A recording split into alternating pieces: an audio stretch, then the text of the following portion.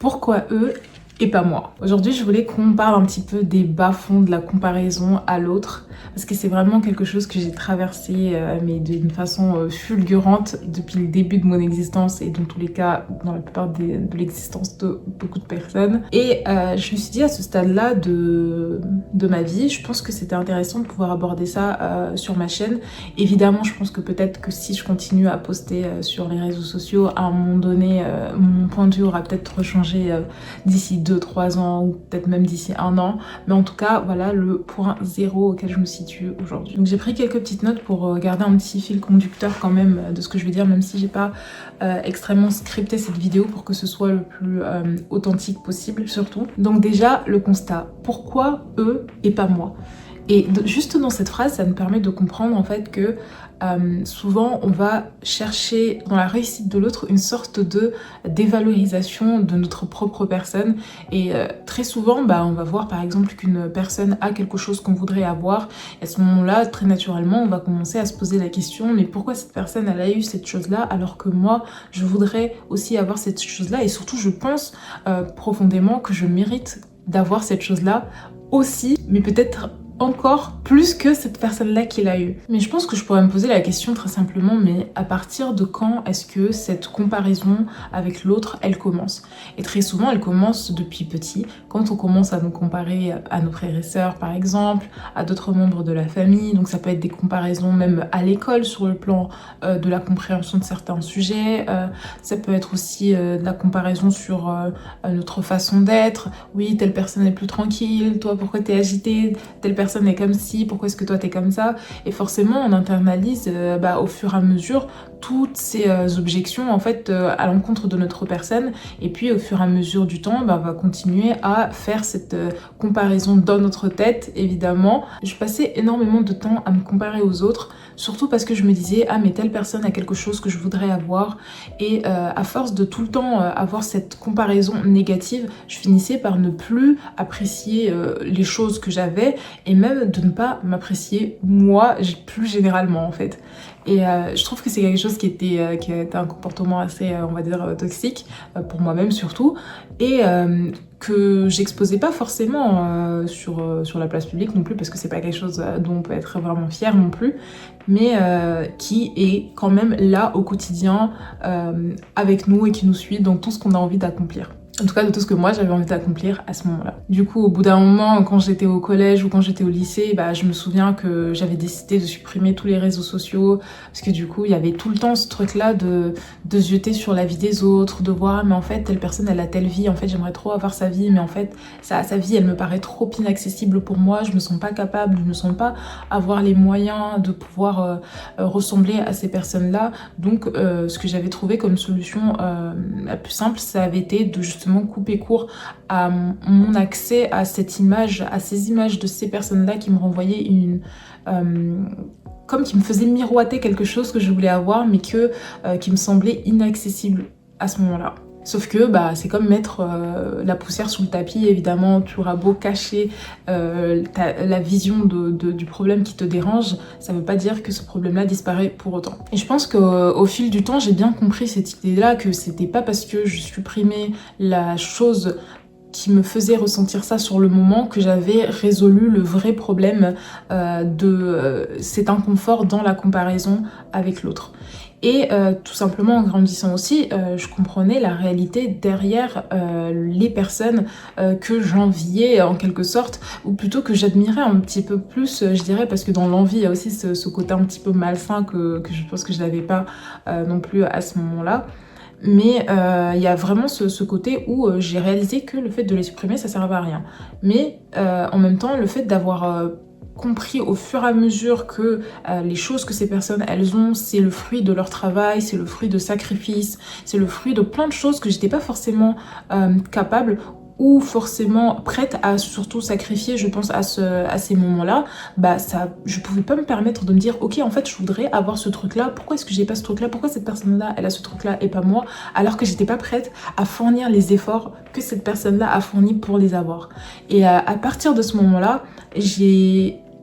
procéder en quelque sorte à une transformation dans ma vision des autres, parce que je suis tout simplement passée, je pense, à une comparaison qui était vraiment très nocive pour moi, une comparaison à l'autre, à plutôt quelque chose qui se rapproche plus de l'inspiration des autres. Et je m'explique ce que je pense que ce procédé-là, enfin cette transition, elle a créé en moi, c'est plutôt que j'ai arrêté de me comparer aux autres et que ça crée un inconfort en moi, et surtout de comprendre que c'est pas parce qu'une telle personne est comme elle est, qu'elle a tout plein de choses qui lui arrivent de bien, etc. Ça n'enlève rien à ma personne. Et donc cette transition m'a permis de prendre plutôt les autres comme une inspiration pour me permettre en fait d'acquérir certaines choses que ces personnes-là ont, et surtout en fait d'écouter des parcours, m'inspirer de parcours de vie, et plutôt après les adapter à ma situation particulière. Parce qu'en fait, les personnes, elles vont travailler énormément pour avoir quelque chose, mais je dirais que leur facteur, il y a du facteur travail, et il y a, en mon sens aussi, un certain facteur de chance. Tu t'es trouvé au bon endroit, au bon moment, et ça a bien marché pour toi. Et je pense que ça, c'est quelque chose aussi qu'il faut prendre en compte, parce que parfois, on va énormément travailler sur quelque chose, et parfois, c'est juste peut-être pas le bon moment pour que la situation ou que la chose qu'on voudrait avoir nous arrive. Donc le fait de pouvoir écouter des personnes, parler de comment elles sont arrivées à atteindre tel ou tel objectif que moi aussi je souhaite atteindre, ça me permet de me rendre compte de la réalité qu'il y a derrière le résultat qu'on peut avoir tendance à voir uniquement via les photos, via les images, et plutôt de se rendre compte de tout le travail qu'il y a derrière dans l'acquisition des compétences, dans l'acquisition de nouveaux postes, dans aussi le fait d'avoir des récompenses, etc. Tout plein de choses qui vont autour de justement cette idée de réussite. Donc évidemment, maintenant, je suis vraiment devenue très friande des podcasts, de cette idée aussi de personnes qui parlent un petit peu de développement personnel. Et c'est vrai que pour moi, j'ai l'impression que c'est vrai que le développement personnel a un côté un peu mal vu, je dirais, sur les réseaux sociaux, j'ai l'impression. Mais en tout cas, pour moi, ça a vraiment été un vrai moteur dans les moments, j'allais dire dans les moments difficiles, ça fait très, oh là là, elle a souffert. Mais vraiment, je dirais dans mon rapport à moi-même, parce que ça m'a vraiment permis de me rendre compte que la réussite des autres n'enlève pas de la valeur à ma personne.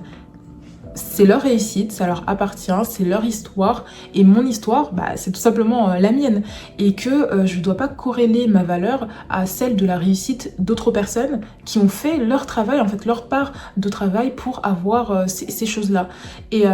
surtout, comme je disais encore une fois, prendre les autres comme une inspiration plutôt que dans ce truc-là de comparaison malsaine, et plutôt de prendre ce qu'il y a à prendre dans leur parcours, dans leur histoire, de choses que je peux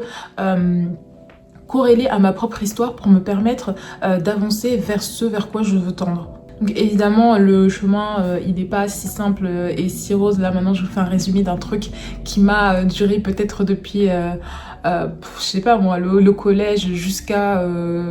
peut-être même jusqu'à la fin de mon parcours universitaire. Donc là, ça fait plus de 10 ans, plus de 12 ans d'études de vie, disons, que je vous résume comme ça en 5 minutes. Mais je veux vraiment peut-être aider d'autres personnes qui sont aussi dans ce process-là de réflexion et qui se disent mais je vois pas vraiment le bout de cette comparaison, parce qu'encore une fois, je pense au stade où j'en étais, c'était vraiment pas simple pour moi-même, et de comprendre que la valeur des autres, c'est pas la tienne, et que c'est pas parce que quelqu'un est satisfait de lui-même, quelqu'un montre certains résultats, que ça veut dire que ça a été facile, ou que ça veut dire que cette personne-là, tout lui est tombé tout cuit dans le bec. Pas du tout. Pour certaines personnes, ça peut être le cas, mais pour beaucoup, c'est le fruit du travail, de la persévérance surtout, de la constance, et le fait d'avoir rationalisé tout ça, rationalisé en fait tout le côté qui est derrière les réussites, ça m'a permis de me dire que ok, j'en suis capable, et surtout de changer le rapport que j'ai avec moi-même en termes de réussite, d'accomplissement, etc. Donc c'est encore plus important, je pense, quand on est une personne qui est ambitieuse, qui veut atteindre certaines choses, de pouvoir se dire que la réussite, plus généralement, c'est quelque chose qu'il est possible de pouvoir atteindre. Et justement, je dirais que ça m'a permis un peu de réparer cette partie-là de moi-même et de mon histoire, et de me permettre de me dire que finalement, je peux être positive dans le discours intérieur que je vais avoir envers moi-même. Et je pense que ça, finalement, c'est l'une des choses les plus importantes qu'on peut pouvoir prétendre peut-être atteindre dans sa vie, c'est de pouvoir avoir un discours intérieur avec lequel on va être aligné, parce que finalement, j'allais dire, on s'en fiche un petit peu de l'image que les autres ils peuvent avoir de nous, mais si nous on n'est pas satisfait de l'image qu'on a et du discours intérieur qu'on a envers nous-mêmes, ça c'est là où se situe le vrai problème, parce qu'au final les autres on peut les voir ponctuellement en fait au fil de notre journée, mais nous, notre propre conscience, notre discours intérieur, on l'a constamment. Et je pense que ça c'est vraiment l'un des plus grands combats de l'humanité, je dirais, en tout cas d'une vie. Et je pense que même si aujourd'hui j'en suis à ce stade là où j'ai dépassé cette comparaison malsaine, et que maintenant je dirais plus que je m'inspire des autres pour pouvoir grandir, bah ça reste quelque chose qui fait quand même partie de mon histoire et qui m'a pris beaucoup de temps à surmonter. Et je sais qu'il y a beaucoup de personnes qui passent également par ce parcours-là. Et je tiens vraiment à vous dire que c'est pas un long fleuve tranquille, évidemment, mais il est possible de s'en sortir, on va dire. Mais ça nécessite évidemment de prendre le temps de comprendre comment on fonctionne et qu'est-ce qu'on a, et surtout de quoi est-ce qu'on a besoin réellement pour se sentir mieux, qu'est-ce qu'on recherche dans ce parcours-là de comparaison